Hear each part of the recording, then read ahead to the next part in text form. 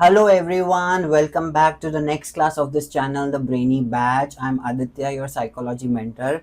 Today we are going to revise my personal favorite chapter, class 12 psychology, chapter number 4, psychological disorders. It's a lengthy chapter, but it's a very fun chapter. So without any further ado, let's move on. Chapter number 4, psychological disorders, one shot revision. My personal favorite chapter, as I've already mentioned. Psychological disorders में basically हम लोग different different kinds of psychological disorders को brief में देखेंगे.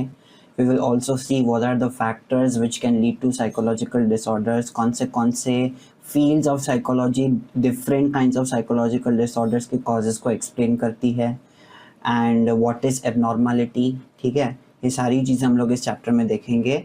So first topic is concept of abnormality.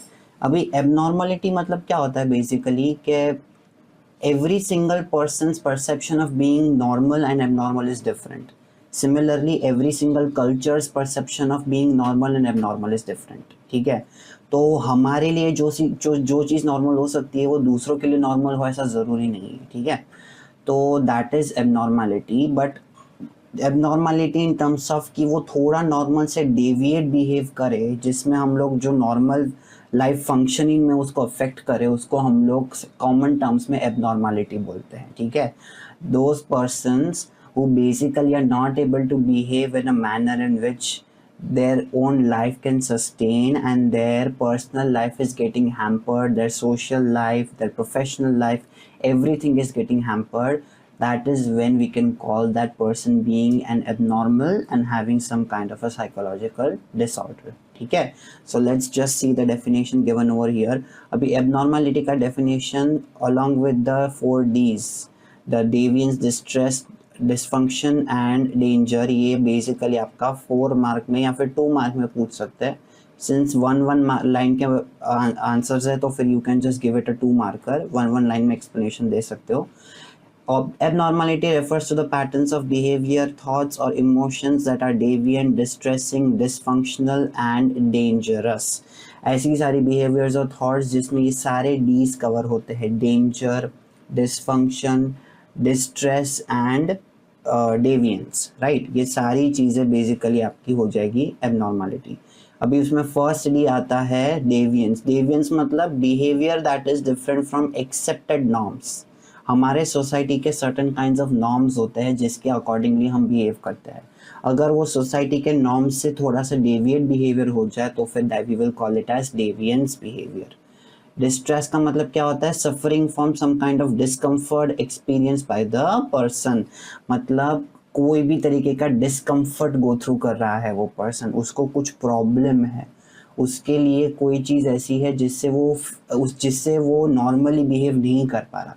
तो therefore it is causing distress to that person. उसको परेशानी हो रही है या फिर उसको भी परेशानी हो रही है और उसके आजू बाजू वाले लोगों को भी परेशानी हो रही है. डिसफंक्शन मतलब interferes with daily life. Daily life का मतलब क्या होता है? हमारे डेली जो कामकाज हम लोग करते हैं. ठीक है, and when I say daily life, daily chores of our own as well, जैसे कपड़े पहनना, नहाना धोना, ये सारी चीज़ें भी बेसिकली हम लोग डिसफंक्शन में मार्क कर सकते हैं. ठीक है, ये सारा चीज़ डिसफंक्शन में आ जाएगा जो हमारी डेली लाइफ से इंटरफेयर कर रहा हो. और डेंजर मतलब खुद के लिए भी, सेल्फ के लिए भी हार्मफुल और दूसरों के लिए भी हार्मफुल. जैसे when you are not in your own control of your thoughts, you might do something that might harm you, but at the same moment of time certain behaviors are such which can even harm other people as well. तो फिर आपको मतलब उस particular time पे खुद का भी ध्यान नहीं होता, दूसरों का भी ध्यान नहीं होता. So therefore these 4Ds confirm that a person is basically abnormal. Again, what are these 4Ds? Deviance, dysfunction, distress and danger. ठीक है, these 4Ds are very very important as I've already marked. तो मतलब danger में क्या आ सकता है? Violent behaviours भी आ सकते हैं, सेल्फ डिस्ट्रक्टिव एक्शंस भी आ सकते हैं. अभी इसके बाद we will look forward to approaches of abnormality. What are the 2 different approaches जिससे एबनॉर्मलिटी देखी जाती है, या फिर 2 different kinds of point of views जिससे एबनॉर्मलिटी देखी जा सकती है. एक तो है deviation from the social norms और दूसरा है मैल एडेप्टिव बिहेवियर. ठीक है, अभी deviation from the social norms, as I have already mentioned, it is something जो हमारे prescribed norm of the society से थोड़ा सा डिफरेंटली बिहेव करे, उसको हम लोग डेवियंस बोल सकते हैं। जैसे कल्चर वाइज अगर मैं आपको बात करूँ तो there is a certain kind of a way the Indians behave, there is a certain kind of a way that Japanese people behave, there is a certain kind of a way that American people behave. तो एक Japanese के जैसे behave अगर हम लोग India में करने के लिए जाएंगे तो obviously for Indians it would be N abnormal behaviour. Similarly अगर जापान में हम लोग बीइंग इंडियंस जैसे बिहेव करते हैं वैसे बिहेव करेंगे तो वो लोग हमें एबनॉर्मल कंसिडर करेंगे। तो culture wise it is basically different. और ये नॉर्म्स बेसिकली क्या होता है, these are unstated unwritten rules and regulations जो बेसिकली हमें कोई मतलब कोई हमें रूल बुक की तरह नहीं देता है, पर हमें सिखाया जाता है, over the period of time हम उसकी तरह बिहेव करने लगते हैं। तो let's see, it is considered abnormal if it violets social expectations and rules. Each society has norms which are acceptable standards of behavior and values. If someone behaves against these norms, they may be labeled as abnormal. ठीक है, talking loudly during a serious ceremony, wearing inappropriate clothes in a formal setting, basically ये आपकी abnormality define करती है। तुम Indian wedding में you cannot wear a swimsuit and go. That is obviously going to be considered as an abnormal behavior, right? तो और दूसरा है मैल अडेप्टिव बिहेवियर। मैल अडेप्टिव मतलब नॉर्मल आपकी ज़िंदगी के फंक्शनिंग से वो आपको काम ही नहीं करने दे रहा है। ये ऐसा बेसिकली आपके डिसऑर्डर्स हैं जो आपको नॉर्मल फंक्शनिंग नहीं करने दे रहा है। Behaviours that is abnormal if it interferes with the person's ability to function effectively. Maladaptive behavior causes distress, hampers daily functioning, reduces the ability to cope with the demands of life. ठीक है, example, severe anxiety preventing someone from going to school, depression making person unable to work or interact socially.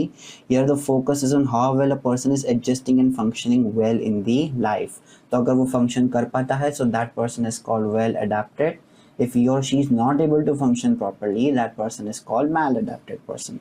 Again ये दोनों as a combined 4 marker question आ सकता है। Again very important question, ठीक है। What are the two approaches explaining to abnormality, or what are the two conflicting views explaining abnormality?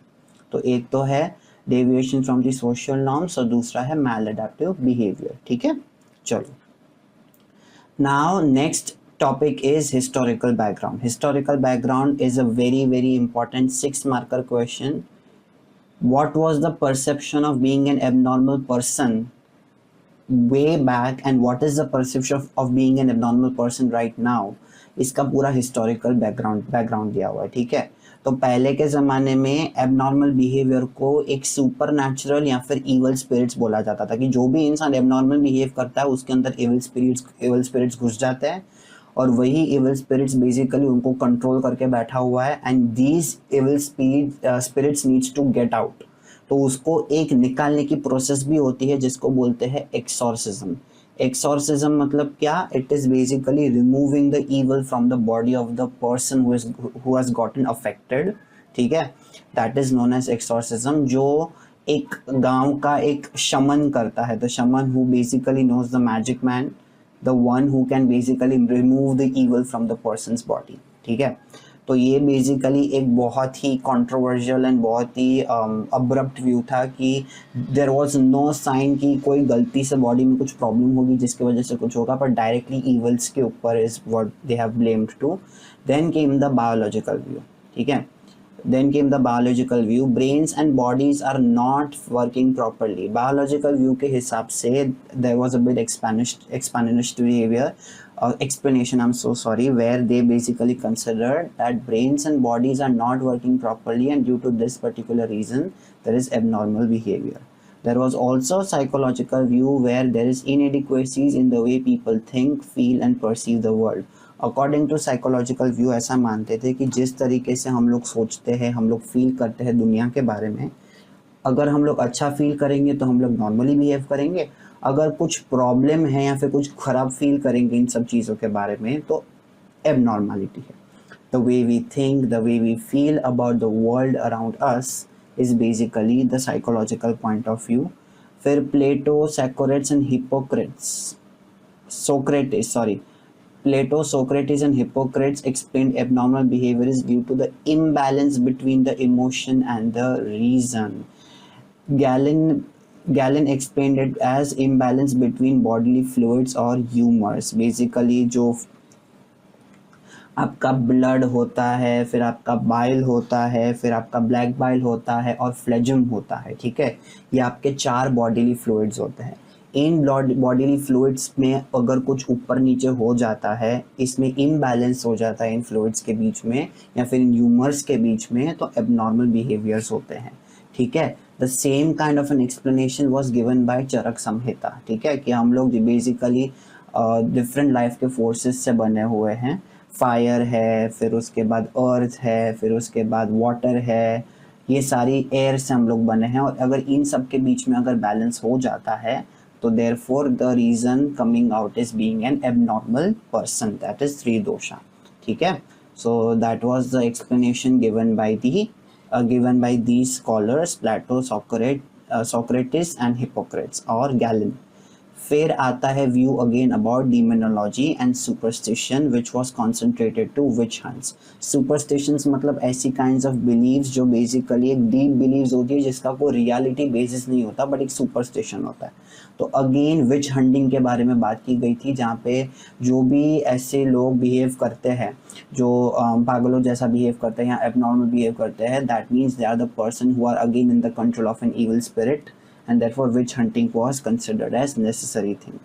फिर आता है थोड़ा सा रिवॉल्यूशन जहाँ पे मिडल एजेस आया, where Sir Augustine wrote about feelings, mental anguish and conflict, which was the very first time जहाँ पे मेंटल एंग्विश, फीलिंग्स और कन्फ्लिक्ट को एक इम्पॉर्टेंस दिया गया और तब से ही वो राइटिंग चली आ रही है अभी तक, ठीक है। फिर रेनेसां आया, रेनेसां बोलते हैं। Renaissance is basically a period of scientific exploration, curiosity and also the period of basically जहाँ पे things started changing for good, new innovations, romanticism came into life, romanticism aspect also came into a lot of things.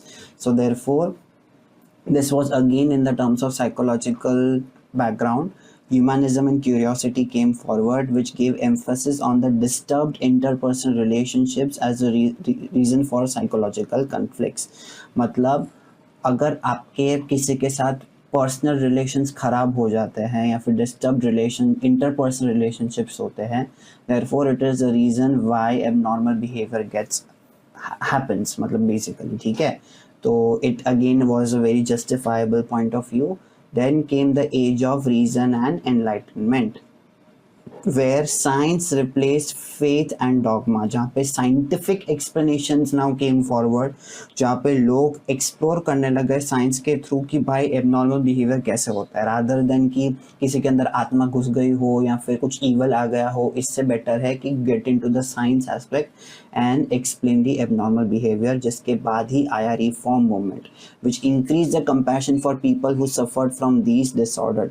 Increase compassion मतलब क्या, अभी scientifically चीज़ों को समझा जा रहा था और जहाँ पे अब इम्पोर्टेंस दी जा रही थी उन लोगों को कि जो लोग बेसिकली कोई मेंटल डिस्ट्रेस से गो थ्रू कर रहे हैं उनको एक केयर की ज़रूरत है, उनको एक ऐसी जगह की ज़रूरत है जहाँ पे वो ट्रीट हो सके। जिससे फिर आया डी इंस्टीट्यूशनलाइजेशन, जहाँ पे डी इंस्टीट्यूशनलाइजेशन का मतलब क्या होता है, जहाँ पे मेंटल असाइलम्स और हॉस्पिटल्स और हॉस्पाइस केयर्स जो बोलते हैं, जो बेसिकली जो भी मेंटल डिस्ट्रेस से गो थ्रू कर रहे हो आप उनको एडमिट करके उधर बेसिकली उनको क्योर कर सकते हो, उनको ट्रीट कर सकते हो, ठीक है। So therefore that is the institutionalisation. And last came the biopsychosocial approach. Bio मतलब फिजिकल बॉडी, आपकी बायोलॉजी, साइको मतलब योर माइंड एंड सोशल मतलब सराउंडिंग। तो ये तीनों का कंबाइन अप्रोच आया basically which started explaining the abnormal behaviour, ठीक है। तो माइंड, हाँ, बॉडी, माइंड एंड सोशल, तो दैट इज देयरफॉर ये तीनों को अप्रोच को हमने बोल दिया। बायो मतलब फिजिकल, साइको मतलब माइंड एंड सोशल मतलब मतलब बेसिकली द सोशल सराउंडिंग्स। इन तीनों के कॉम्बिनेशन में बेसिकली लोगों को साइकोलॉजिकल डिसऑर्डर होने के चांसेस होते हैं। Again historical background is very very important, 6 marker question as there are given 11 points ये मैंने जस्ट बिकॉज कि हम लोग रिवाइज कर रहे हैं इसलिए ब्रीफली दिया हुआ है, बट आप लोगों को इसको हर एक पर्टिकुलर एज को प्रॉपरली एक्सप्लेन करना है, ठीक है। And don't forget to mention any of the stages, कोई बीच में भूल मत जाना, बिकॉज इसके एक के बाद एक स्टेजेस बहुत इंपॉर्टेंट है इसलिए। चलो, factors underlining abnormal behaviour, again very very important 6 marker combined question, ठीक है, जिसमें आपको biological, psychological and socio cultural factors को एक्सप्लेन करना है, but it can also come as individual questions. So let's see. अभी देखो, फैक्टर्स अंडरलाइनिंग एबनॉर्मल बिहेवियर का मतलब क्या होता है कि कौन सी ऐसी चीज़ें हैं जिसके वजह से एक इंसान एबनॉर्मली बिहेव करने लगता है या फिर उसको साइकोलॉजिकल डिसऑर्डर्स होते हैं, ठीक है। So there are biological explanation. Biological explanation का मतलब क्या होता है कि आपके बॉडी में कुछ प्रॉब्लम है। अभी body is nothing but a combination of cells, tissues, organs, neurons, ठीक है, और ब्रेन एंड स्पाइनल कॉर्ड वगैरह जब साथ में बेसिकली मैसेजेस का काम करता है। तो इसी दौरान अगर कुछ प्रॉब्लम हो जाए, so therefore the person might go through the mental problem. These relate to problems in the body और द ब्रेन, ठीक है, where also genetic factors are given importance. Innate factors, genetic factors मतलब genes के through कुछ passage हुआ है, जैसे depression is something which can be inherited genetically, anxiety can be something which can be inherited genetically, ठीक है। तो jeans में अगर जीन पासिंग में कुछ प्रॉब्लम हो, म्यूटेशन के दौरान कुछ प्रॉब्लम हो, हेरिडिटरी वाइज कुछ प्रॉब्लम हो, तो वो दूसरे जनरेशन में भी पास हो सकता है। फिर न्यूरोट्रांसमीटर इम्बैलेंस। न्यूरोट्रांसमीटर मतलब क्या होता है? Neurotransmitter is nothing but chemical hormone, जो हार्मोन्स होते हैं हमारे बॉडी में, अगर इन हार्मोन्स के बीच में इम्बैलेंस हो जाता है, सो देयरफॉर चांसेस आर कि आपको कोई मेंटल प्रॉब्लम होने के उसमें हो, आप you are in a vulnerability to get a mental disorder. Say for example, low levels of dopamine in your brain has contributed to getting depression, ठीक है। तो dopamine is a neurotransmitter, तो that neurotransmitter एक imbalance form में है जिसकी वजह से आपको डिप्रेशन के चांसेस बढ़े हैं। फिर ब्रेन डैमेज और स्ट्रक्चरल एबनॉर्मलिटीज, ठीक है। फिर हार्मोनल इम्बैलेंस आपके बॉडी में हो जाता है जिसके वजह से आपको साइकोलॉजिकल प्रॉब्लम्स हो, जैसे इम्बैलेंस इन सेरोटोनिन में लिंक्ड टू डिप्रेशन। मैंने डोपामिन और सेरोटोनिन दोनों की बात की थी। Dopamine also is very much big contributor and serotonin, because dopamine is the one जो रिवॉर्ड्स हमें एंटिसिपेट करने को हेल्प करता है, हमें एक्टिविटीज़ में प्लेजर सीक करने को देता है। सेरोटोनिन एक हैप्पी हार्मोन है, ठीक है। तो देयरफॉर ये सारी चीज़ें बायोलॉजिकली हमें अफेक्ट करती है, getting more vulnerable to a psychological disorder. फिर उसके बाद आता है साइकोलॉजिकल फैक्टर्स। वैसे बायोलॉजिकल फैक्टर्स में deep explanations are yet to be discovered, जैसे कौन से स्पेसिफिक जीन्स कंबाइन करके कैसे स्पेसिफिक डिसऑर्डर्स को लाते हैं वो अभी तक नहीं स्पेसिफाई हुआ है, या फिर there are assumptions that combination of genes work together, ठीक है। तो बायोलॉजिकल फैक्टर्स बहुत सारे एक्सप्लेनेशंस देता है, but a lot of things are yet to get explored. फिर psychological factors is an individual 4 marker, because आपको इसमें डिफरेंट फील्ड्स या फिर डिफरेंट मूवमेंट्स ऑफ साइकोलॉजी के थ्रू उसको एक्सप्लेन करना है, जैसे मूवमेंट्स लाइक साइकोडायनामिक मूवमेंट, फिर बिहेवियरिज्म मूवमेंट, फिर कॉग्निटिव अप्रोच, फिर ह्यूमैनिस्टिक अप्रोच, ठीक है। तो अभी these arise from mental processes and experiences. जैसे फर्स्ट आता है अपना अनरिजॉल्व अनकॉन्शियस कन्फ्लिक्ट्स। हमने सिगमंड फ्रॉइड का सबसे मेन बेसिस के बारे में बात की है, जहाँ पे उसने ये बहुत ही क्लियरली बोला है कि a person who is behaving abnormally is going through some internal conflict which is unconscious, and due to this internal unconscious conflict psychological problems takes place. So that is the point of view of psychodynamic approach. Secondly, the approach of faulty learning or maladaptive behaviors also basically lead to the faulty learning can lead to maladaptive behaviors, और faulty learning can also lead to psychological problems. जैसे behaviourism का सबसे main जो अगर hard and core topic या concept हो, that is learning, ठीक है। चाइल्डहुड से लेकर बड़े होने तक के लर्निंग में, पेरेंटिंग स्टाइल में कोई ऐसे बिहेवियर्स होते हैं जो हम लोग अडेप्ट कर लेते हैं, जिसको हम लोग लर्न कर लेते हैं, जिसको मैल अडेप्टिव बिहेवियर बोलते हैं, या फिर इसमें लिखा हुआ है फॉल्टी लर्निंग पैटर्न्स को अगर जो हम लोग अडेप्ट कर लेते हैं, जिसकी वजह से हमें मेंटल प्रॉब्लम्स होने के चांसेस होते हैं। तो मतलब जहाँ पे सिगमंड फ्रॉइड ने एक सब्जेक्टिव तरीके की बात की थी, एक ऐसी चीज़ की बात की थी जो आपके माइंड के अंदर होती है, बिहेवियरिज्म ने ऑब्जेक्टिव चीज़ की बात की थी जो बेसिकली फॉल्टी लर्निंग पैटर्न्स है। फिर थर्ड है कॉग्निटिव अप्रोच, वेयर नेगेटिव और irrational thinking is responsible for causing psychological problems. अगर आप कुछ भी चीज़ ऐसी है, कुछ भी चीज़ के बारे में नेगेटिव सोचते हो, इलॉजिकल वे में सोचते हो, जिसका कोई बेसिस नहीं होता है, जैसे मेरे साथ ही ऐसा क्यों होता है, I am only the one who is getting affected, I am useless, I am worthless, I am helpless, I am this, I am that. So these kind of irrational thinkings can lead to psychological problems, and early childhood experiences are responsible for the behavior, abnormal behavior. इसमें humanistic approach भी आता है, जिसमें humanistic approach क्या बोलता है कि a choice and free will of a person is very very important. I'm sorry, a choice and free will of a person is very very important, and as a result यही particular choice अगर आपको नहीं मिलती है, so therefore it leads to psychological problems. ठीक है, तो ये आपका हो गया साइकोलॉजिकल एक्सप्लेनेशन। मैंने आपको वापस बोला psychological factors comes as individual 4 marker question. ठीक है, तो आप लोगों को उसको साइकोडायनामिक वे में एक्सप्लेन करना है, बिहेवियरिज्म के वे में एक्सप्लेन करना है, कॉग्निटिविज्म के वे में एक्सप्लेन करना है, ह्यूमनिस्टिक अप्रोच के वे में एक्सप्लेन करना है। नेक्स्ट आता है आपका सोशियो कल्चरल फैक्टर्स। ठीक है, socio cultural factors these relate to socio and environmental conditions, मतलब बेसिकली हमारे सराउंडिंग्स जो इन्फ्लुएंस करते हैं एबनॉर्मल बिहेवियर के, that is basically socio cultural factors.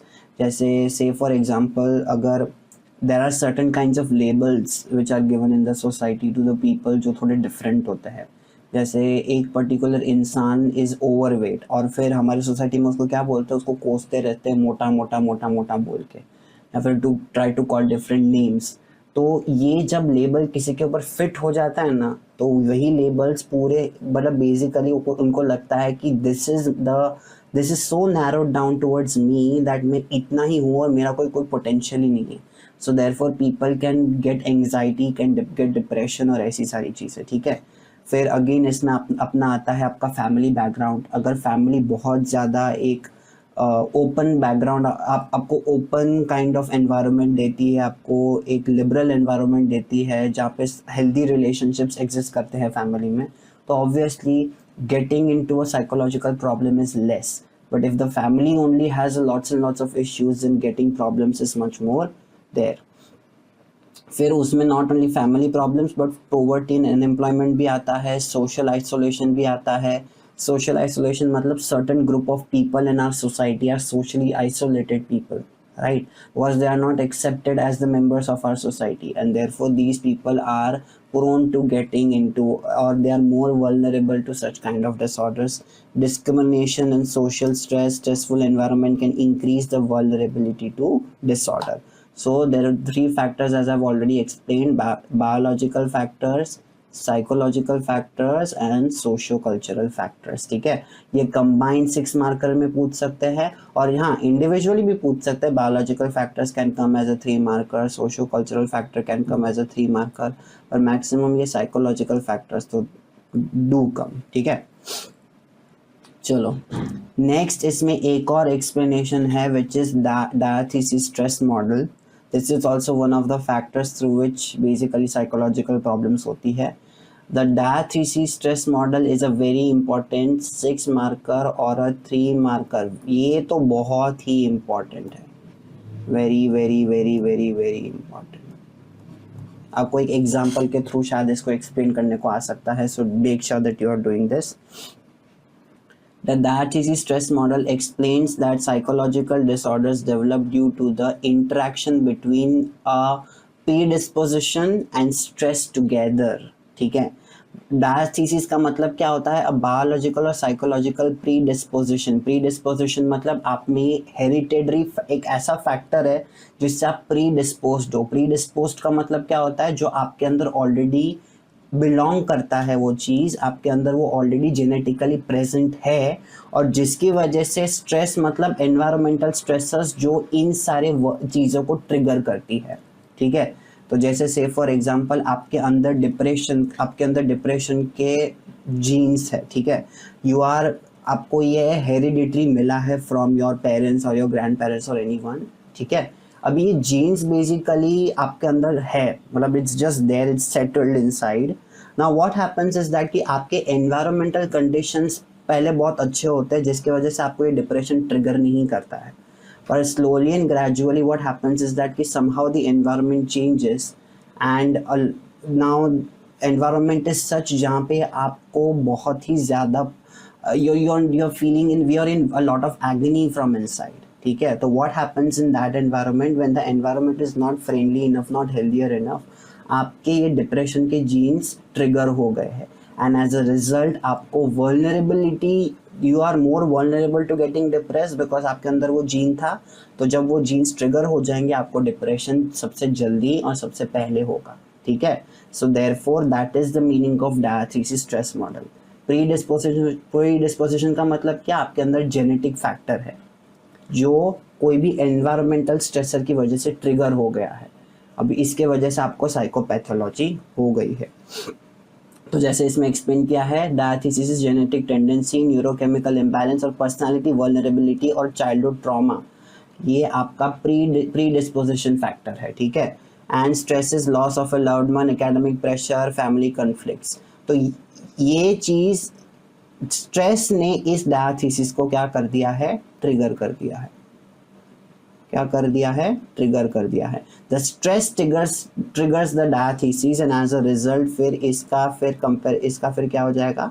Psychopathology. As a result आपको साइकोपैथोलॉजी होने के चांसेस है। देखो मैंने बोला stress acts as a trigger, तो जब कोई भी स्ट्रेसर डायस्थीसिस को ट्रिगर करता है तो साइकोपैथोलॉजी होती है। साइकोपैथोलॉजी मतलब साइकोलॉजिकल डिसऑर्डर। ठीक है, so therefore this comes as a 3 or a 6 marker question as I've already mentioned, very very important। ठीक है, चलो next topic। Now we will come forward to all the different kinds of disorders that are there in this particular chapter, starting with anxiety disorders। अभी anxiety is a kind of a term जो layman's persons भी, layman people या फिर जो बहुत normally भी जिसको psychology की knowledge नहीं होती है वो लोग भी बहुत यूज़ करते हैं। anxiety होती है, I'm getting anxious, मुझे anxiety होती है। So yeah, it is a real feeling। But हमेशा ये चीज़ याद रखना बेटा, whenever we are dealing with psychological disorders, हमेशा एक लाइन याद रखना। ठीक है, psychological disorders basically these are those जो आपकी नॉर्मल लाइफ फंक्शनिंग से आपको हैम्पर करवाए, मतलब आपकी नॉर्मल लाइफ की फंक्शनिंग इसमें हैम्पर हो रही है। So therefore these basically these are disorders. आपकी नॉर्मल लाइफ मतलब क्या? जैसे आप पहले अपने बहुत नॉर्मल खुद के नॉर्मल काम कर पाते थे जो आप नहीं कर पा रहे हो, फिर आपको जैसे से फॉर एग्जांपल आपकी सोशल लाइफ उसमें बहुत डाउन हो गई है, फिर आपकी प्रोफेशनल लाइफ सैक्रिफाइस हो रही है, every single aspect of your life, आपकी एकेडमिक लाइफ, एनीथिंग, कुछ भी आपकी लाइफ में जो पहले नॉर्मली काम चल रहा था वो भी अफेक्ट हो रहा है, तब जाके हम उसको डिसऑर्डर मानते हैं। एंग्जाइटी सबको होती है, सैडनेस सबको होती है, ये सारी चीज़ें सबको नॉर्मली होती रहती है। बट अगर ये आपकी नॉर्मल लाइफ के साथ हैम्पर करने लगे, थोड़े टाइम तक प्रोलॉन्ग करने लगे, तब जाके हम लोग उसको डिसऑर्डर मानते हैं, वरना कोई भी चीज़ को ऐसे ही हम लोग डिसऑर्डर नहीं बोलते हैं। तो इसी में फिर first kind of disorders is anxiety disorders, जिसमें सबसे पहले हमें एंग्जाइटी का मतलब समझना पड़ता है। It is a vague, unpleasant and generalised feeling of fear और एप्रीहेंशन। वेग का मतलब क्या होता है? It is unexplained. ये क्यों आती है फीलिंग? कोई ट्रिगर के बगैर आ भी सकती है, नहीं भी आ सकती है, तो कुछ ज़रूरी नहीं होता कि कोई ट्रिगर करके इसके वजह से एंग्जाइटी आ गई। अ लॉट ऑफ टाइम जो एंग्जाइटी डिसऑर्डर से गो थ्रू करते हैं उनको नॉर्मली अनप्लेजेंट एंड वेग तरीके से वो फीलिंग आ जाती है। डर लगता है, एप्रीहेंशन मतलब क्या कि उससे दूर भागना है। ठीक है, it is accompanied by physical symptoms such as rapid heart beat, sweating होती है, रेस्टलेसनेस होती है एंड टेंशन होती है। जब इधर एंग्जाइटी होती है तो हम लोगों को हमारे हार्ट बीट्स तेज हो जाते हैं, पैल्पिटेशंस होते हैं, हमें स्वेट स्पेल्स आते हैं, फिर उसके बाद हमें मतलब हमारे डाइजेशन बेसिकली स्टॉप हो जाता है, फिर उसके बाद रेस्टलेसनेस होने लगती है, वरी होने लगता है, ठीक है। फिर a lot of times anxious peoples also, मतलब ब्लैडर कंट्रोल भी वो लोग लूज कर देते हैं। तो ये सारी चीज़ें इसमें आपके एंग्जाइटी में आती है, ठीक है। Constantly anxiety can also lead to ulcers का problem, ठीक है। Mild anxiety is normal, but when it becomes intense, persistent and interferes with daily life, it may develop into an anxiety disorder, as I've already mentioned. Normal anxiety सबको होती है इस दुनिया में, everybody feels anxious at any point of their given lives, but ये unpleasant feeling जब persist करे और जब डेली लाइफ से हैम्पर करे, इंटरफियर करे, तब जाके हम लोग उसको एंग्जाइटी डिसऑर्डर मानते हैं। उसमें फर्स्ट डिसऑर्डर आता है generalise anxiety disorder. By the way I forgot to mention you, this is a 6 marker question. अभी इसमें ये स्ट्रेट फॉरवर्ड क्वेश्चन आना is not at all important. इसमें आपको शायद सिम्टम्स किसी इंसान के प्रेजेंट कर दे आपके सामने और आपको बोले कि आइडेंटिफाई करो और इसके दूसरे टाइप्स लिखो, तो आपको बेसिकली पता होना चाहिए कि सिम्टम्स क्या है। ये इसमें तो मैंने इसमें 3 4 5 ही सिम्टम्स दिए हुए हैं, पर आपके टेक्स्ट बुक में अच्छे से दिया हुआ है। So you have to read your NCERT very very properly and very very nicely, word to word, page to page, हर एक चीज़ देखनी है, ठीक है। तो first is your generalise anxiety disorder, जिसको हम लोग GAD बोलते हैं, ठीक है। Excessive uncontrollable worry about everyday matters, difficulty concentrating, fatigue, muscle tension, sleep problems, anxiety lasts for months। तो मतलब ये अगेन वेग और अनप्लेजेंट फीलिंग होती है जो काफ़ी लंबे समय तक आपके अंदर लास्ट करती है। मे और may not be coming through a trigger is basically generalized anxiety disorder, ठीक है। एंग्जाइटी में स्लीप प्रॉब्लम्स भी होती है, ईटिंग इश्यूज भी होते हैं, ठीक है। एंग्जाइटी में लॉट ऑफ पीपल बहुत ज़्यादा या तो खाते हैं या फिर बहुत कम खाते हैं, और lot of time anxiety is coming in combination with depression also, ठीक है। सो ऐसा ज़रूरी नहीं है कि एंग्जाइटी और डिप्रेशन अलग अलग एग्जिस्ट करे, ये दोनों साथ में भी एग्जिस्ट कर सकते हैं।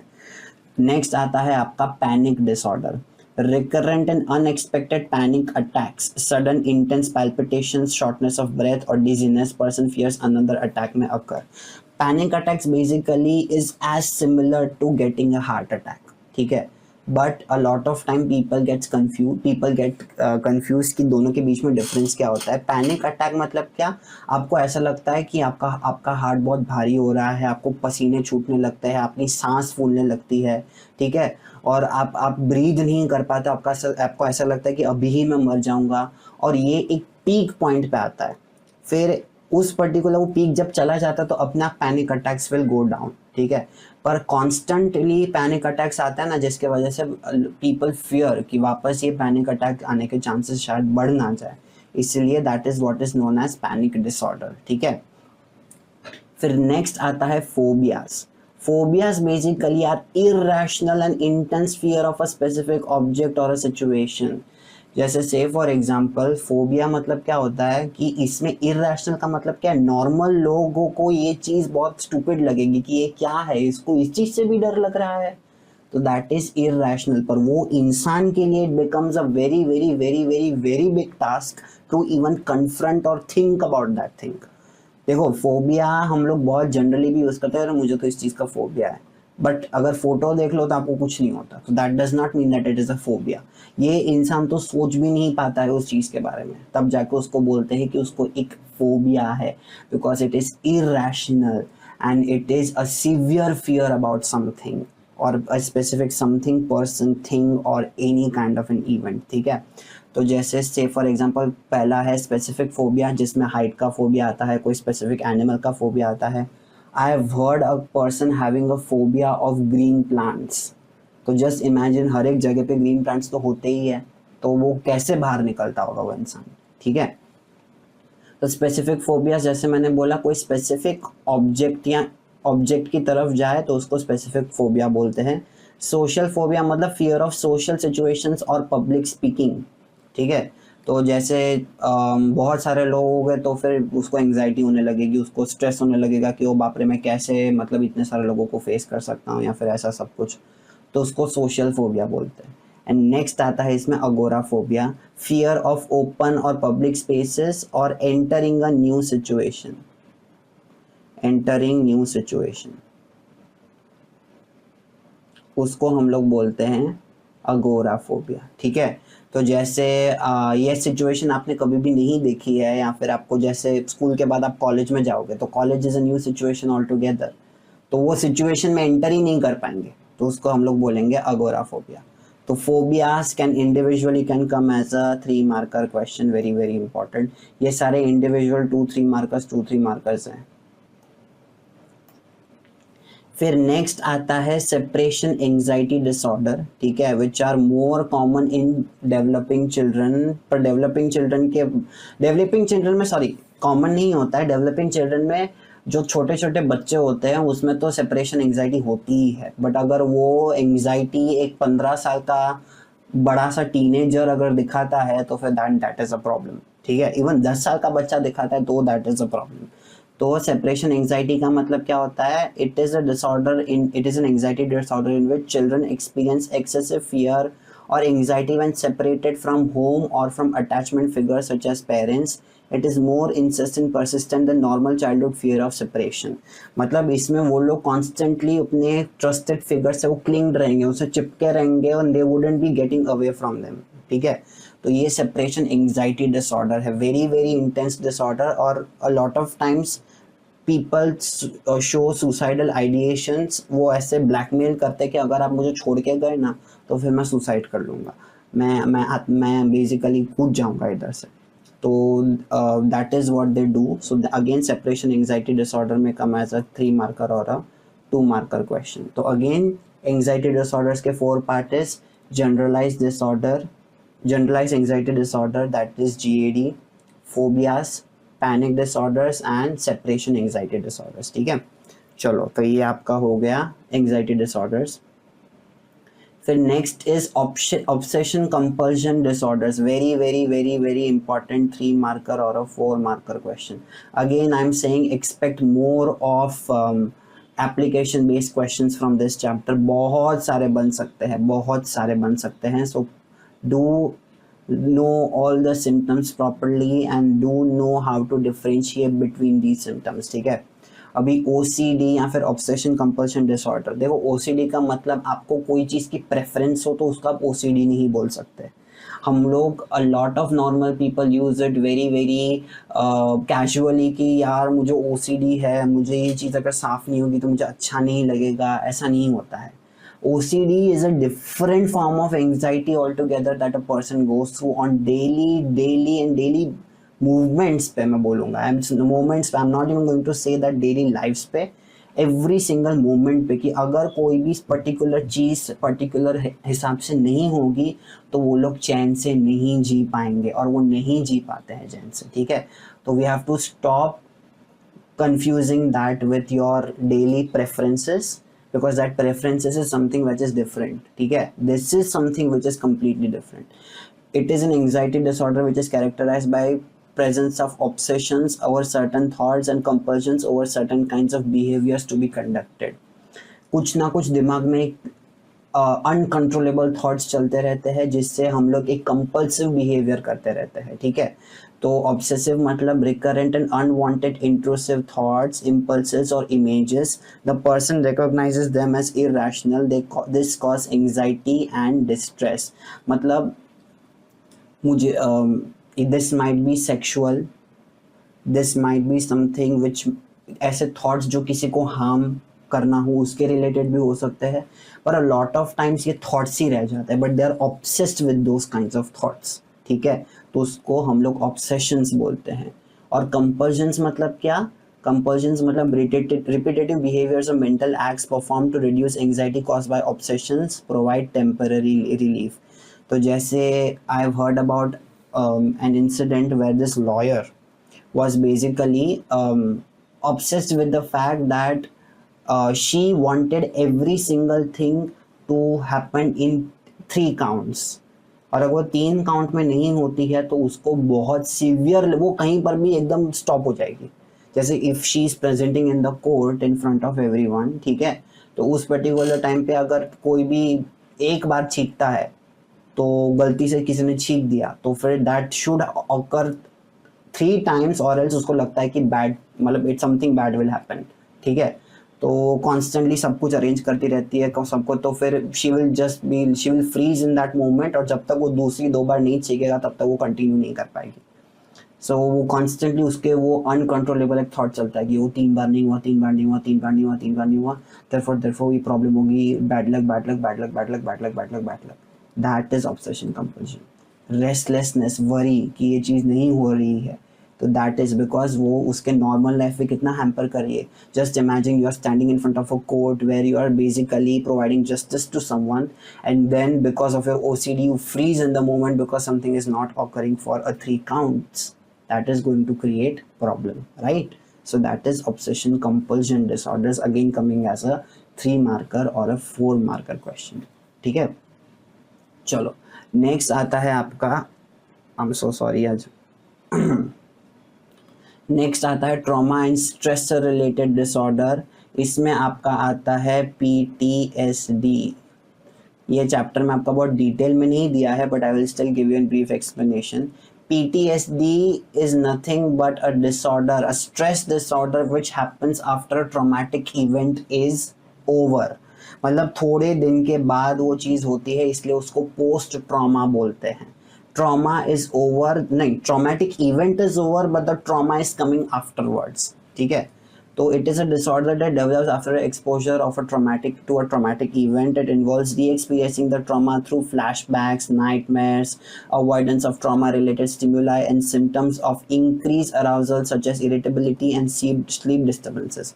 मतलब उनको रात को नींद नहीं आएगी, उनको constant flashbacks आएंगे, nightmares आएंगे उस trauma के related, ठीक है। A lot of people can also go into denial. ये उसमें कॉग्निटिव डिस्टर्बेंसेस भी होते हैं, बिहेवियरल डिस्टर्बेंसेस भी होते हैं, इमोशनल डिस्टर्बेंसेस भी होते हैं, खाएंगे नहीं, पिएंगे नहीं, ठीक है। और मतलब उनको कांस्टेंट रिंगिंग सेंसेशंस आती है, मतलब कॉन्स्टेंटली वो ट्रॉमा के रिलेटेड सेंसेशंस उसको कुछ सुनाई देता है। तो that is post traumatic stress disorder. This symptom can be long lasting and interfere with the daily life, ठीक है। So that is PTSD, post traumatic stress disorder, can come as a 3 marker question. जैसे PTSD is more common for army people, it is more common to surgeons, ठीक है। it is more common to someone who is dealing with जैसे वो बहुत community service देते हैं और high level community service देते हैं, उनके लिए PTSD बहुत कॉमन होता है, ठीक है। But it's not about common to them, it can be occurring to any people. जैसे आज you are living a very normal life, suddenly due to a natural disaster आपका घर बार सब तबाह हो गया। टचवुड किसी के साथ ऐसा ना हो, बट ऐसा हो जाए तो दैट मीन्स उसके बाद आपको ऑब्वियसली ट्रॉमा आने वाला है, ठीक है। So that is post traumatic stress disorder. फिर नेक्स्ट आता है somatic symptoms and related disorders. Somatic symptom and related, somatic symptoms are psychological disorders in which a person experiences physical symptoms without a clear medical cause. Again very very very very important 3 marker और a 4 marker question. Very very very very मैंने बहुत सारे questions very very important mark किए हैं, I no, but ये chapter बहुत weightage का है, so you can just understand कि how much important these particular things are. Somatic symptom का मतलब क्या होता है कि आप फिजिकल सिम्टम्स कुछ शो कर रहे हो, पर जितने भी टेस्ट करवाते हैं, जितने भी मेडिकल क्लिनिकल एग्जामिनेशंस करवाते हैं, उसका कोई भी रिजल्ट नहीं, कोई भी पॉजिटिव रिजल्ट नहीं निकलता है, सब नॉर्मल रिजल्ट निकलता है, कोई कॉज आइडेंटिफाई नहीं होता है। तो उसको हम लोग बोलते हैं somatic symptom disorder and illness anxiety disorders की कैटेगरी में आता है, ठीक है। The symptoms are real, but the symptoms are real and distressing, but the medical test do not fully explain them और do not explain them at all. मतलब नहीं आता है हर एक चीज़ में। तो उसमें फर्स्ट टाइप अगर हम लोग देखें तो somatic symptom where multiple physical complaints are there about some kind of weakness, some kind of fatigue or pain, excessive worry about the health, and high health related anxiety is basically classifying the somatic symptom. अभी तो सबसे ज़्यादा anxiety क्यों होती है इस particular चीज़ में? Because कोई भी चीज़ अगर आपको ऑर्गेनिकली होती है ना, तो उसका कोई टेस्ट के वजह से वो कंफर्म हो जाता है, तो now you know the line of treatment. इसके केस में आप सारे चीज़ें शो कर रहे हो, कोई डिस्ट्रेस है, सिम्टम्स आर देयर, बट कोई मेडिकल ऑर्गेनिक कॉज नहीं मिल रहा है, और कॉन्स्टेंटली इसके वजह से हेल्थ के बारे में वरी होती है, इसलिए हम लोग इसको क्या बोलेंगे, somatic symptom disorder, showing the symptoms without any medical explanation. Next is illness anxiety disorder. This, अगर आपने पीकू मूवी देखी है ना, तो उसमें देयर इज देयर कि Amitabh Bachchan, the character played by Amitabh Bachchan, mister Ghosh, I don't remember his first name, or is Mr. I don't know what was his name actually. So in that thing, he was showing classic symptoms of illness anxiety disorder. He was constantly worrying about passing the stool. He was constantly worrying about the fact कि मुझे कुछ problem है, मुझे कुछ problem है, मुझे कुछ problem है। और जब रिपोर्ट्स आते हैं तो ही इज़ लाइक बहुत नॉर्मल, रिपोर्ट्स जब नॉर्मल आते हैं तो ही फील्स बैड कि क्यों नॉर्मल आ रहा है, क्योंकि मुझे तो लगता है कि मुझे कोई प्रॉब्लम है। तो preoccupation with having a serious illness, minimal और no physical symptoms but constantly checking of body और सीकिंग रीअश्योरेंस। कॉन्स्टेंटली वो चेक करवाते रहते हैं कि ये प्रॉब्लम है, वो प्रॉब्लम है, ऐसी प्रॉब्लम है, वैसी प्रॉब्लम है। इनफैक्ट अपनी बेटी को जहाँ पे वो काम करने जाती है उधर भी उसको उसके स्टूल के रिलेटेड अपडेट्स देते हैं। सो दैट इज इलनेस एंग्जाइटी। भले ही कुछ प्रॉब्लम ना हो पर तभी भी प्रॉब्लम क्रिएट करना कि मुझे कुछ है, मुझे कुछ है, मुझे कुछ है करके। सो that is basically classic illness anxiety.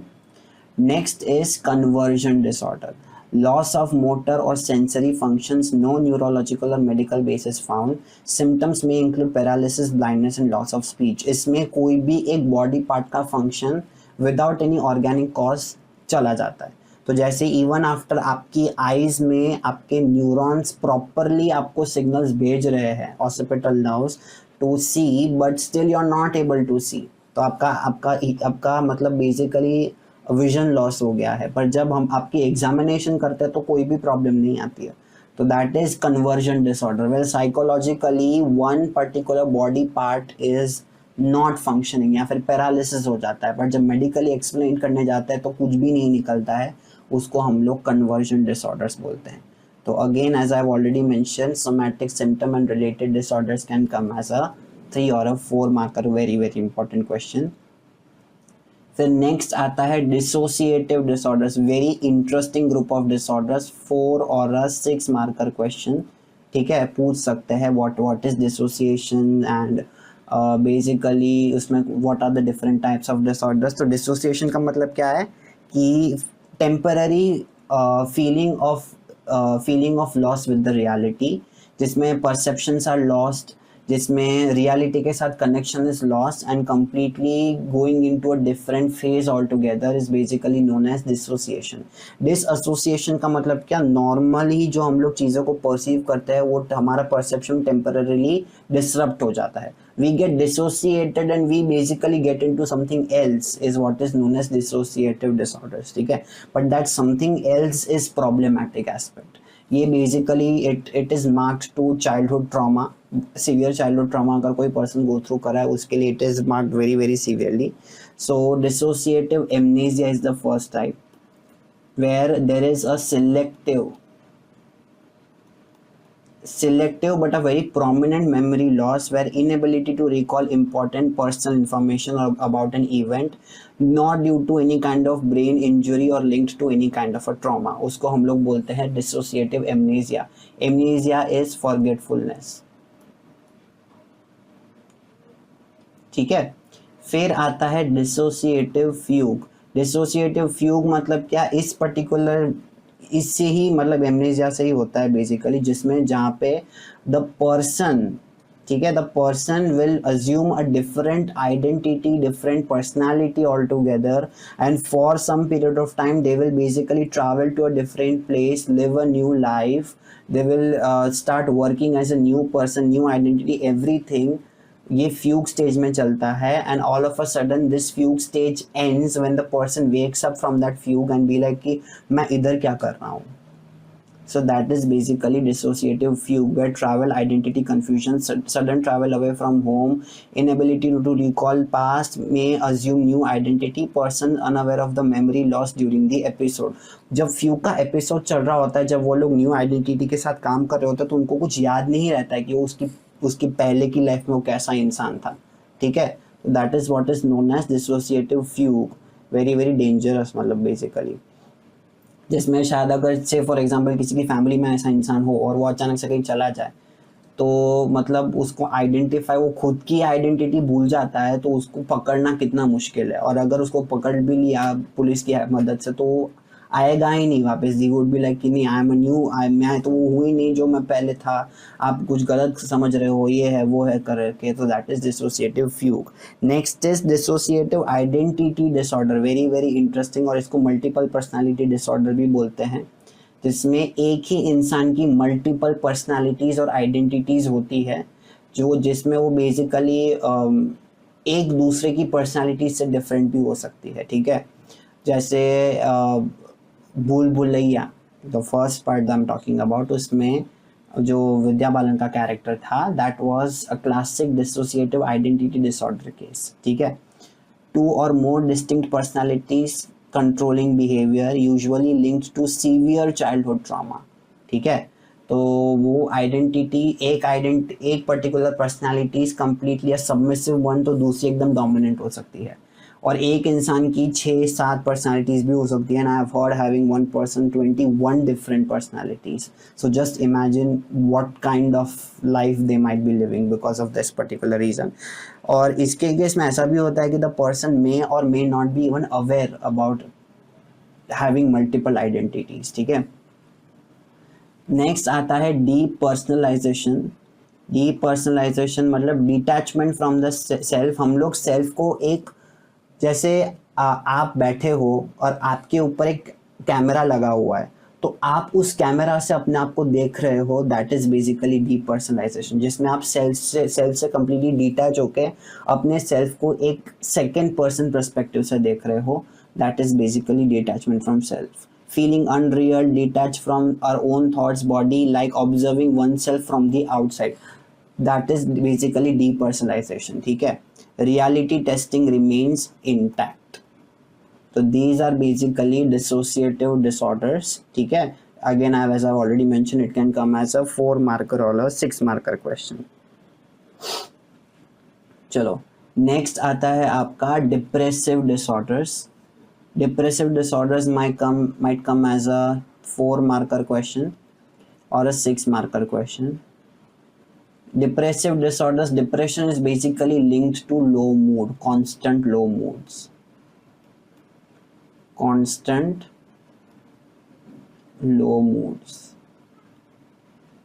ठीक है, तो आपका ये लो मूड्स कॉन्स्टेंटली रहता है, and if it persist for more than 2 weeks, तो फिर आपको डायग्नोसिस हो सकता है that you are going through major depressive disorder और some kind of depressive disorder. इसमें आपको सिर्फ मेजर डिप्रेसिव डिसऑर्डर दिया है, पर इसमें बहुत वेरिएट, साइक्लोथाइमिक डिसऑर्डर होता है, फिर सीजनल अफेक्टिव डिप्रेसिव डिसऑर्डर भी होता है, बहुत सारे डिफरेंट टाइप्स ऑफ डिसऑर्डर है, पर आपको इसमें बाइपोलर और मेजर डिप्रेशन ही दिया हुआ है। ठीक है, तो major depressive disorder is a mood disorder characterized by a persistent sadness and loss of interest or pleasure in activities for at least 2 weeks। मतलब नॉट ओनली दैट आपको सैडनेस है, पर आपने जो भी चीज़ आपको पहले प्लेजर देती थी उससे भी आपका इंटरेस्ट चला गया है, आप बहुत ज़्यादा सो रहे हो या बहुत कम सो रहे हो, आपको सुसाइडल आइडिएशंस आ रहे हैं, आप बहुत या तो ज़्यादा खा रहे हो या तो बहुत कम खा रहे हो। ठीक है, फिर आप सोशली आइसोलेटेड हो चुके हो, लोगों से बात नहीं करते, अकेले अकेले बैठे रहते हो। So that is something which is known as, that means you are going through depression। Main symptoms include depressed most of the day, loss of interest, changes in sleep and appetite, fatigue, feeling of worthlessness, of guilt, difficult concentrating, causes significant distress and affects the daily functioning। So that is basically major depressive disorder। ठीक है,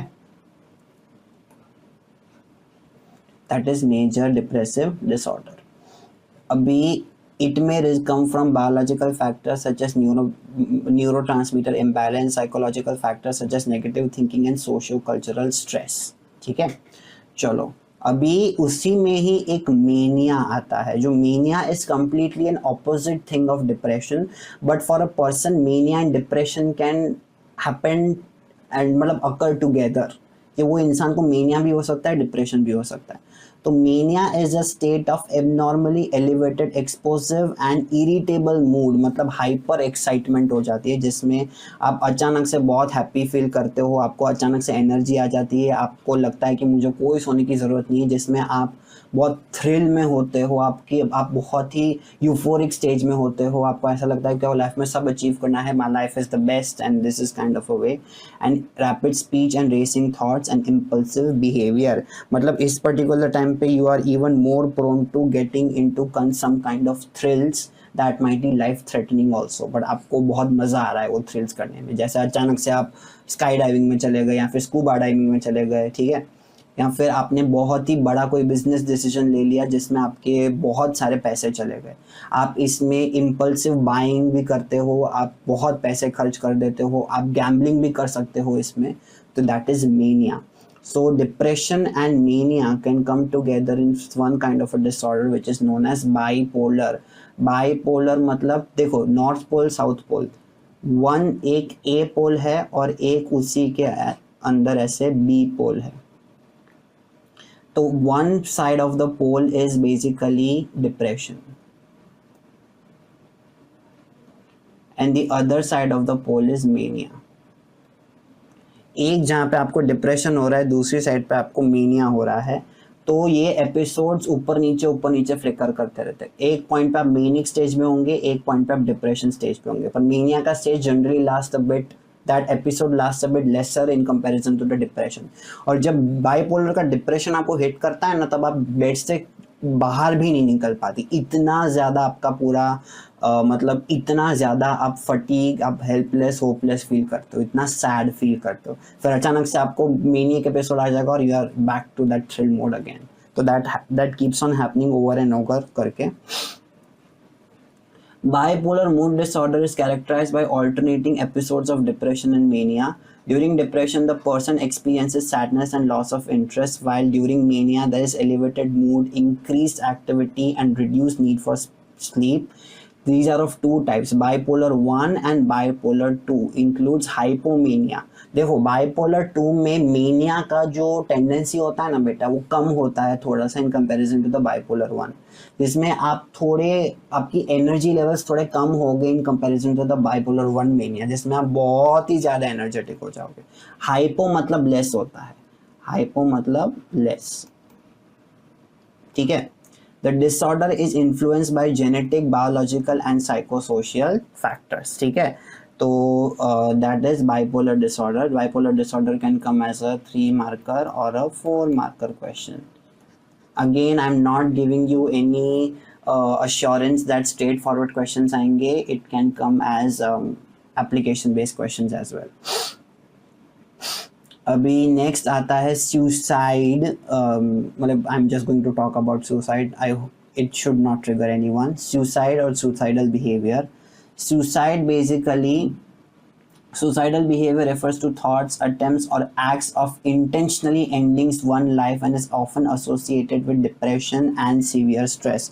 मतलब ऐसे kinds of behavior जिसमें आपको लगता है कि मुझे अपनी लाइफ एंड कर देनी है because of several severe stress that you are going through और some kind of a trauma that you are going through, that is basically suicidal behaviour, जो डिप्रेशन में बहुत ज़्यादा लोग गो थ्रू करते हैं. इसलिए WHO World Health Organization has suggested preventive measures to reduce access to the means और suicidal tendencies, जैसे access to the means, early identification and treatment of mental disorders by spreading awareness and strengthening social support. Students in distress may show signs like withdrawal, sadness, academic decline and loss of interest.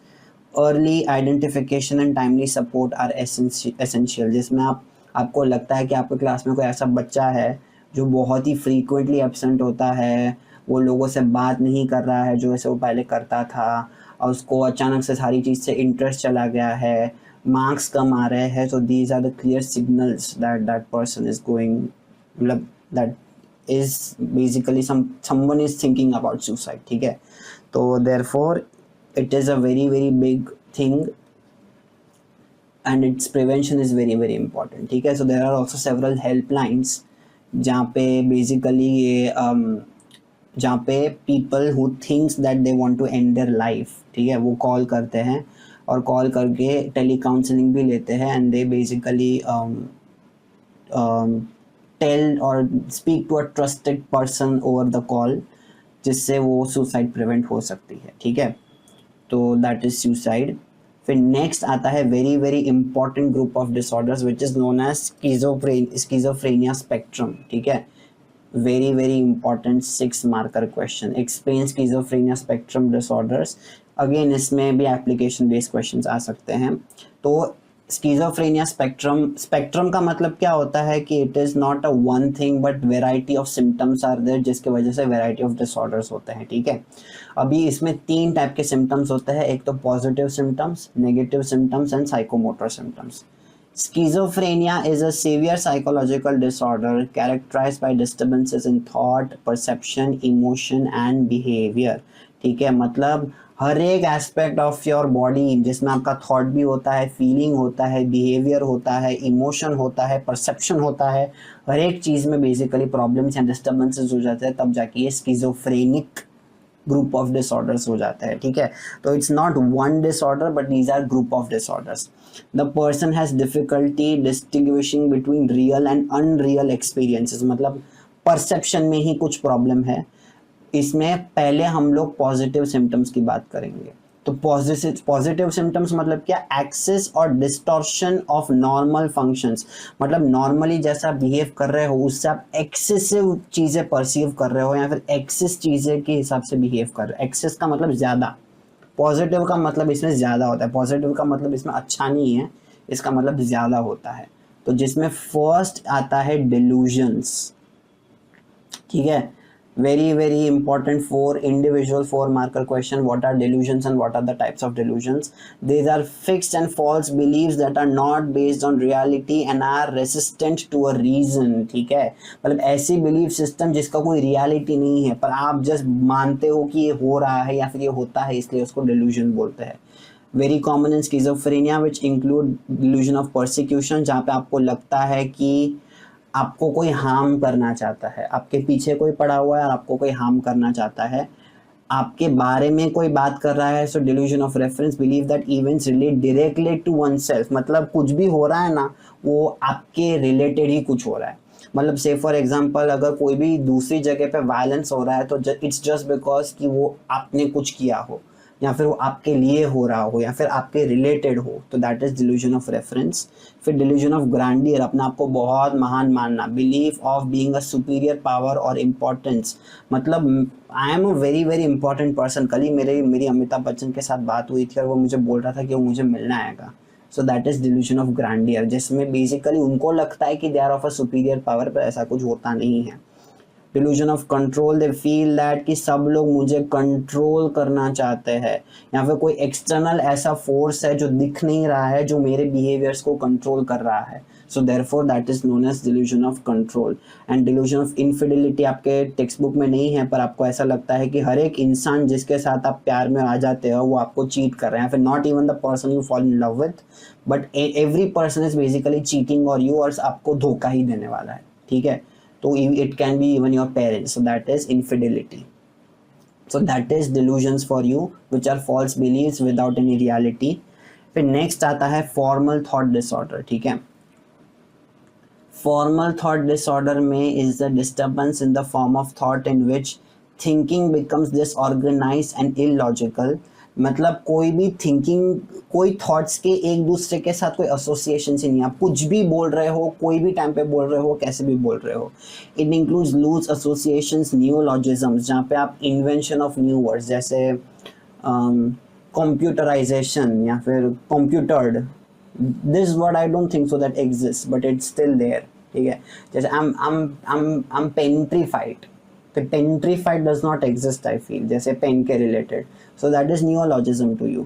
Loose associations मतलब thought के बीच में कोई association नहीं है, जैसे मुझे अभी भूख लगी है पर उस दिन मुझे उसने ऐसा कहा और फिर बॉटल से उसने पानी पी के मुझे बोला कि चलो हम लोग कहीं घूमने चलते हैं, फिर बिल्ली ने बच्चा दिया।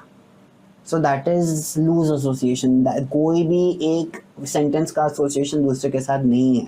अगर कोई भी एक पर्टिकुलर टॉपिक में वो कभी भी स्विच हो जाएंगे। या फिर परसिवरेशन का मतलब क्या होता है, persistent repetition of same thoughts या फिर सेम काइंड ऑफ थिंग्स जिससे वो प्री ऑक्यूपाइड होता है। एक ही चीज़ के बारे में बात करते रहेंगे, कोई भी टाइम पे उनके साथ बात करो, एक ही टाइम पे एक ही चीज़ के बारे में बात करते रहेंगे, ठीक है। It is commonly seen in schizophrenia and reflects impairment in the structure of thinking, मतलब थिंकिंग ऑब्वियसली जैसे मैंने बोला इज डिस्टॉर्टेड। फिर उसमें दूसरी चीज़ एक और आती है hallucinations. Hallucinations very very important 4 marker, individual 4 marker. देखो, delusions are false beliefs, जहाँ पे hallucinations are false perceptual experiences that occur without any external stimuli। वो चीज़ देखते हैं, सुनते हैं, फील करते हैं जो रियलिटी में बाहर नहीं होती है। So that is hallucinations। जैसे major types includes auditory hallucinations, hearing voices, visual hallucinations, seeing something which others cannot see पर उनको ही दिखता है, seeing things or people or objects। tactile hallucinations का मतलब feeling sensations in your body, burning sensations या फिर ऐसी कोई भी चीज़।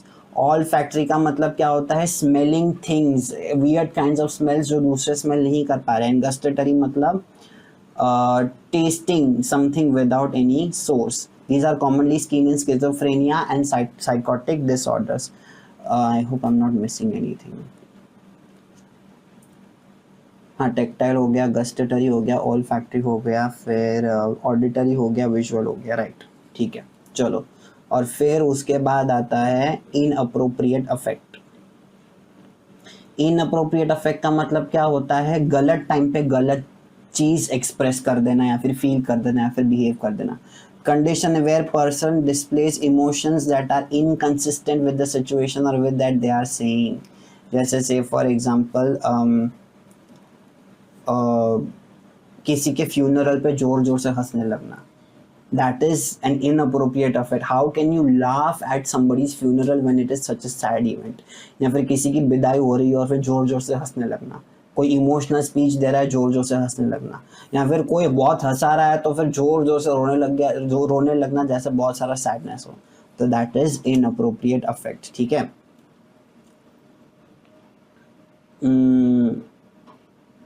Yes, so these are hallucinations। I feel that hallucinations in improv, I feel that I'm missing something in hallucinations।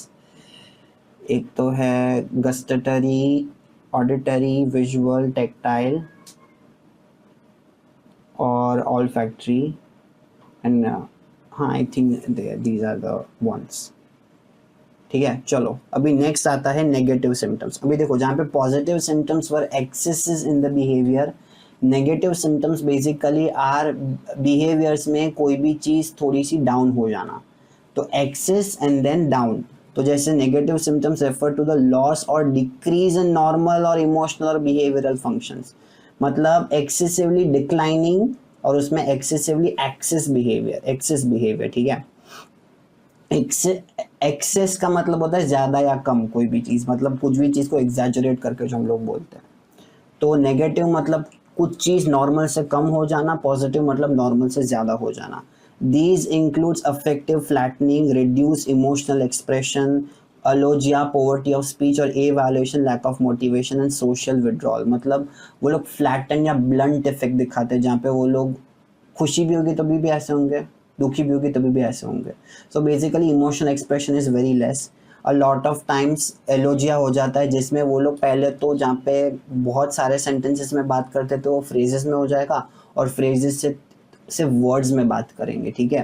And avolition मतलब lack of motivation और they might not be able to even start conversations with anyone, and social withdrawal. These symptoms lead to significant impairment in daily functioning, ठीक है।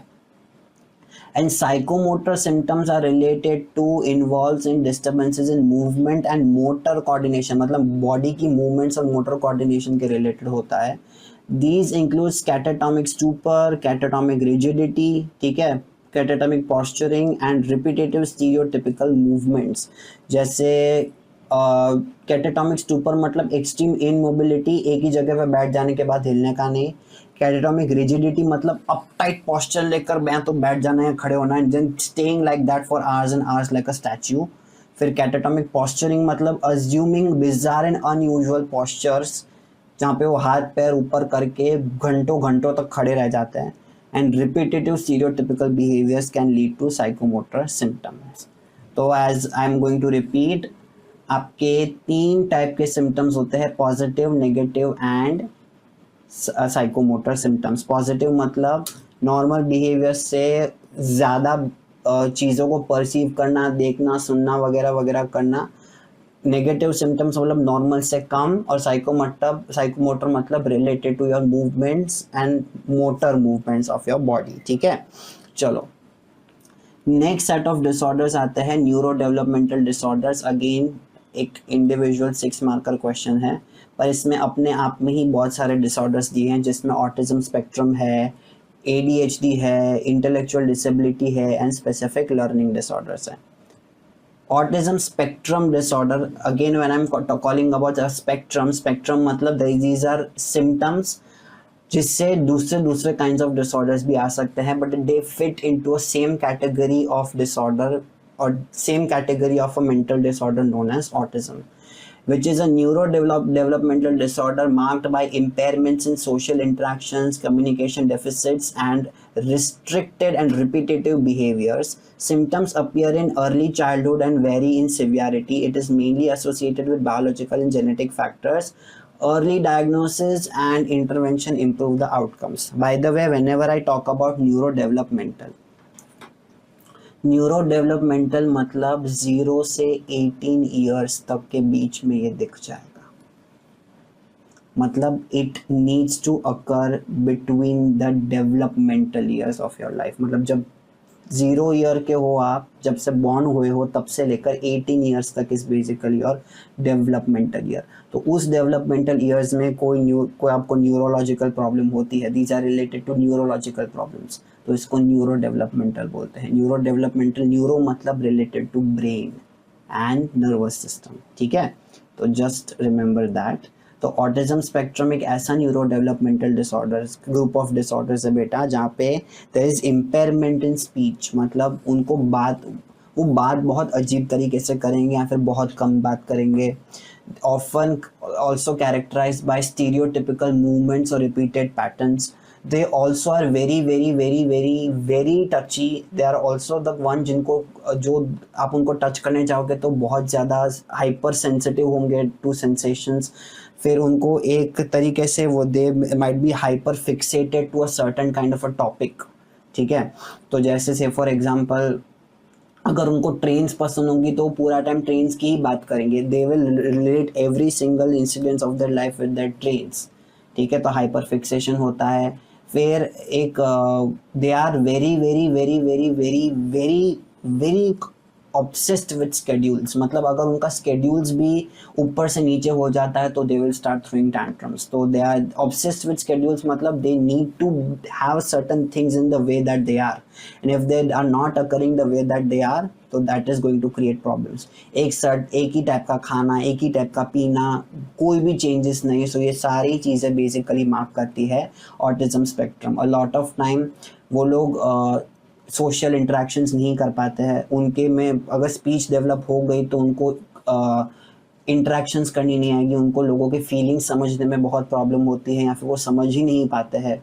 उनके साथ अगर आप दोस्ती करने जाओगे तो वो लोग शायद आपको एक बहुत कोल्ड रिस्पॉन्सेज देंगे जो आप कभी भी एक्सपेक्ट नहीं करोगे। फिर लॉट मैंने जैसे बोला they are very hyper sensitive to sensations. तो अगर थोड़ा सा ज़्यादा लाउड नॉइज़ होगा तो उनको प्रॉब्लम होगी। कोई उनका से टच करना चाहेगा तो एक अचानक से ऐसे हो जाएंगे। फिर उनका stereotypical body posture and movements भी होता है जहाँ पे वो एक स्पेसिफिक तरीके से ही चलते हैं। ठीक है, तो that is entire thing into known as autism spectrum disorder. फिर उसके बाद दूसरा developmental disorder very common in children along with autism is ADHD। It is attention deficit slash hyper activity disorder. ठीक है, मतलब there is deficits in attention but at the same moment of time there is hyper activity also in terms of behavior। तो inattention का मतलब होता है difficulty sustaining attention, easily distracted, careless, forgetfulness in daily daily task. मतलब इसका मतलब क्या होता है कि वो अभी आप 5 मिनट भी ध्यान देते हो, वो 2 मिनट भी नहीं दे पाएंगे। वो लोग आपके इंस्ट्रक्शंस भी नहीं सुनेंगे। वो लोग को बेसिकली 5 बार 6 बार 10 बार एक चीज़ करने को बोलना पड़ता है, तभी भी वो नहीं कर पाएंगे। फिर बहुत जल्दी डिस्ट्रैक्ट हो जाता है। मतलब डिस्ट्रैक्ट मतलब not only by using phone, but they will get distracted. जैसे काम कर रहे हो और ऐसे बैठ जाएंगे, फिर ऐसे देखने लगेंगे, ऐसे खेलने लगेंगे, ये करने लगेंगे, वो करने लगेंगे। सो that is severe in attention, which is also marked by hyperactivity, excessive talking, difficulty remaining seated, running or climbing here and there। मतलब एक जगह पे बैठ ही नहीं पाएंगे, बहुत फास्ट फास्ट फास्ट फास्ट बोलेंगे, फिर कूदते रहेंगे, इधर उधर भागते रहेंगे, एमलेसली का मतलब क्या होता है, कोई पर्पस नहीं होता, बस ऐसे ही है वो लोग, ठीक है। चिल्लम चिल्ली करते हैं, that is hyper activity. And impulsivity मतलब इंटरप्टिव अदर्स, जैसे मैं बात कर रहा हूँ किसी और के साथ तो वो बीच बीच में इंटरप्ट करेंगे। Difficulty waiting for turns, they can't wait for turns. उनको अगर आप उनको सबसे पहले कोई भी चीज़ चाहिए तो हर एक चीज़ सबसे पहले मिलनी चाहिए, कभी भी वो टर्न्स के लिए वेट नहीं करेंगे। एक्टिंग आउट विदाउट थिंकिंग, सोचे समझे बगैर कुछ भी एक्ट आउट कर देंगे। सो that is attention deficit hyper activity disorder, ठीक है। फिर उसके बाद आता है इंटेलेक्चुअल डिसेबिलिटी, जिसके बारे में हमने बात कर ली है ऑलरेडी। इंटेलेक्चुअल डिसेबिलिटी मतलब the persons having IQ below 70, they basically have intellectual disability, जिसमें mild, moderate, severe and profound, वो 70 के नीचे की कैटेगरीज में आते हैं, जहाँ पे वेराइटीज ऑफ लाइफ फंक्शनिंग आपके एकेडमिक लाइफ फंक्शनिंग में दिखता है, सोशल, आपके जो साइकोमोटर फंक्शनिंग होती है उसमें भी वो हैम्पर करते हैं। That is intellectual disability. अभी उसमें मैंने आप लोगों को फर्स्ट चैप्टर में एक टेबल दिखाया था, वही टेबल इसमें बहुत इंपॉर्टेंट है, जिसमें वेरियस इंटेलेक्चुअल डिसेबिलिटी के एरियाज में, वेरियस एरियाज ऑफ लाइफ में different level of intellectual disabilities कैसे अफेक्ट करती है, जिसमें माइल्ड और मॉडरेट तो कंट्रोल लेवल में आता है, पर severe and profound level they can not basically do anything in their lives. वो कुछ भी तरीके से अपनी लाइफ को नॉर्मली नहीं जी पाते हैं। वो लोग शायद ऑब्जेक्ट्स भी नहीं पकड़ पाएंगे, व्हील चेयर्स में होंगे। तो that table again is very very important, so make sure that you are doing that table to function independently in daily life, ठीक है। तो that is what we have done. So I'm not going to repeat intellectual disability again because we have already done it, and that table also I have presented you in that chapter. But yeah, this chapter table is very very important because it can come as a 6 marker question. तो make sure that you are doing it, ठीक है। फिर एक last disorder आता है specific learning disorder, which is specifically related to your academics, जिसमें neurodevelopmental disorder in which a person और a child experiences significant difficulty in learning and using academic skills despite having normal intelligence and adequate educational opportunities. मतलब ऐसा नहीं है कि वो intelligent नहीं है, नॉर्मल है, एवरेज है, ठीक है, पर तभी भी उनको कोई स्पेसिफिक लर्निंग प्रॉब्लम है। इट में अकर इन रीडिंग, जैसे रीडिंग प्रॉब्लम है, डिसलेक्सिया जो आपने 11th में पढ़ा होगा, राइटिंग में डिसग्राफिया, और मैथमेटिक्स में डिसकैलकुलिया। मतलब बेसिक मैथ्स 1+1 2 भी उनसे नहीं होता होगा, ठीक है। These problems interfere with academic performance and daily activities and usually become evident during the early school years. The disorder is believed to have a biological basis and early identification along with remedial education का मतलब क्या होता है, उनको normal से अलग environment देते हैं जहाँ पे the slow learners are given an opportunity to learn at their own pace rather than being in a crowd of children who are basically competing for marks with so much of speed, ठीक है। तो उनके लिए एक specific classrooms होते हैं where there are very few number of students and मतलब student to teacher ratio is very very less, ठीक है। तो जैसे 5 स्टूडेंट्स है तो एक टीचर, या फिर 3 स्टूडेंट्स है तो एक टीचर, वरना नॉर्मली एक क्लास में 40 के क्लास में 1 टीचर इज देयर, ठीक है। And supportive teaching strategies can improve functioning, ठीक है। तो इसका मतलब ये नहीं है कि वो लाइफ में कुछ अचीव नहीं कर सकते, उनको बस थोड़ी हेल्प चाहिए इन सारी चीज़ों में। फिर नेक्स्ट आता है impulse control and conduct disorders, this can come as individual 4 markers, जिसमें ऑपोजिशनल डिफाइंड डिसऑर्डर है एंड कंडक्ट डिसऑर्डर है। कंडक्ट डिसऑर्डर को हम लोग एंटी सोशल डिसऑर्डर भी बोलते हैं। These are group of disorders which basically are inappropriate behaviors in terms of the way they behave in the society. तो जैसे अपोजिशनल डिफाइंड में डिफाइंड एंड अपोजिशनल बिहेवियर, जहाँ पे वो बहुत आर्ग्यूमेंटेटिव होंगे, बहुत ही ज़्यादा जल्दी इरिटेट हो जाते होंगे, फिर उनके केस में वो मतलब आपको वर्बली हार्म करने की ट्राई करेंगे, बहुत ही ज़्यादा गुस्से वाले होंगे, ठीक है, बुली करेंगे, so that is oppositional defiant. वहीं conduct is severe anti social and aggressive behaviour. Age of onset obviously childhood और चाइल्डहुड या एडोलेसेंस में the main behaviour is angry, argumentative, stubborn and deliberately annoying others. Stubborn मतलब बहुत जिद्दी behaviour होता है, बहुत एंग्री होते हैं, आर्ग्यूमेंटेटिव होते हैं. वहाँ पे कंडक्ट डिसऑर्डर्स एंटी सोशल मतलब basically they violate the rights of the others and the societal norms. मतलब गैम्बलिंग, मतलब चोरी कर लेना, प्रॉपर्टी डैमेज करना, ये सारी चीज़ें. Aggression mostly verbal hostility and temper tantrums. In the case of conduct, physical aggression is also there. ठीक है. Rule violation, refusal to obey authority, serious rule violations. Severity में ऑपोजिशनल थोड़ा लेस सीवियर होता है, कंडक्ट मोर severe होता है. इसमें आपको ये आपके अग्रेशंस भी याद रखना है. एक तो है वर्बल, ठीक है, एक होता है एक वर्बल अग्रेशन होता है, एक नॉन वर्बल अग्रेशन होता है, और एक हॉस्टाइल अग्रेशन होता है. तो ये आपके टेक्स्ट बुक में लिखा हुआ है, सो डू दीज ऑल्सो. ठीक है, तो ये आपका इंडिविजुअल 4 मार्कर्स हो सकते हैं एज क्वेश्चंस. फिर आता है फीडिंग डिसऑर्डर्स. ठीक है, फीडिंग डिसऑर्डर्स मतलब अभी फीडिंग डिसऑर्डर्स में these people have distorted perception about their bodies and therefore they go through various kinds of eating problems. ठीक है, तो इसमें 3 टाइप के आते हैं. एक तो है ये इंपॉर्टेंट 3 मार्कर क्वेश्चन है, anorexia nervosa, bulimia nervosa and binge eating disorder. Anorexia nervosa का मतलब क्या होता है? Severe restriction of food intake, extreme dieting, fasting, excessive exercise. अभी एनोरेक्सिया नर्वोसा में basically these particular people have perceptions especially in adolescence where they feel that कि वो कुछ ज़्यादा ही मोटे हैं और वो उनको वेट लॉस करने के चक्कर में वो कुछ खाते नहीं है and they basically go into मतलब सीवियर लेवल ऑफ डाइटिंग करते हैं वो लोग, जहाँ पे वो खाने को हाथ भी नहीं लगाते, पीते भी नहीं है कुछ भी, एंड बहुत सारी एक्सरसाइज करते हैं, बहुत सारी एक्सरसाइज करते हैं, it to a point where they may even starve to death. So that is anorexia nervosa.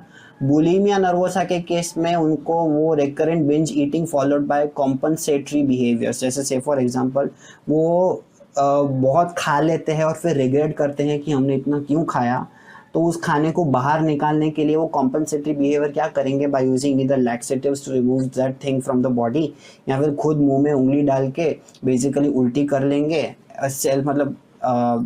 Self profuse vomiting जो बेसिकली बोलते हैं, सेल्फ प्रोवोकेटिंग वॉमिटिंग बोलते हैं, या फिर एक्सेसिव एक्सरसाइज कर लेंगे, फास्टिंग कर लेंगे. सो that is basically bulimia nervosa. खाने के एपिसोड्स के बाद रिग्रेट या फिर गिल्ट होना और फिर उसके बाद कॉम्पनसेटरी बिहेवियर करना. बिंज ईटिंग में recurrent binge eating without compensatory behaviours. Binge eating में खाते रहना at very very less time intervals. जैसे अभी खाया था तो शायद आधे घंटे में वापस वो लोग खाएंगे, और वो इतना खाएंगे that they will become uncontrollably full, मतलब uncomfortably full and uncontrollably full. No regular purging और कॉम्पनसेशन. वॉमिटिंग मतलब इसमें पर्जिंग करते हैं वो लोग, self induce vomiting I mind to say, वो लोग खुद से ही वॉमिटिंग करते हैं. सो ये फीडिंग डिसऑर्डर्स के 3 type, anorexia nervosa, bulimia nervosa and binge eating disorder आ गया. ठीक है, ओके.